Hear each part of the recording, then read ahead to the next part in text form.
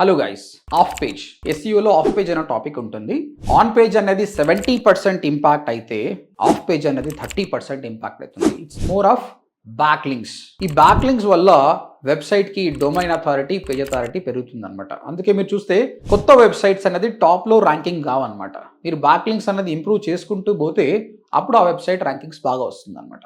ఇది most of data entry work లాగా ఉంటుంది, బట్ వెబ్సైట్ కి చాలా వాల్యూ వస్తుంది. కాకపోతే ఏ ఆఫ్ పేజ్ టెక్నిక్స్ వాడాలి, ఏవి వాడకూడదు, స్పామీ ఏమి ఉంటాయని కూడా మీరు తెలుసుకోవాలి. దానికోసం యూట్యూబ్కి వెళ్ళేసి ODMT ఆఫ్ పేజ్ అని సర్చ్ చేయండి, లేదంటే ODMT SEO చూడండి. ఆ వీడియో క్లిక్ చేసి కంప్లీట్ వీడియో చూస్తే మీకు డైరెక్ట్ సబ్మిషన్స్ ఎలా చేయాలి, క్లాసిఫైడ్ సబ్మిషన్స్ ఎలా చేయాలన్న ఆప్షన్స్ అనేది మీకు తెలుస్తుంది. మీకు ఇంకేమైనా క్వశ్చన్స్ ఉంటే కామెంట్లో మెన్షన్ చేయండి, మీ ప్రతి కామెంట్కి నేను రిప్లై ఇస్తాను. సో ఒకవేళ మీరు వీడియోస్ చూసి నేర్చుకోలేను అనుకున్నప్పుడు you can join hour course అండి.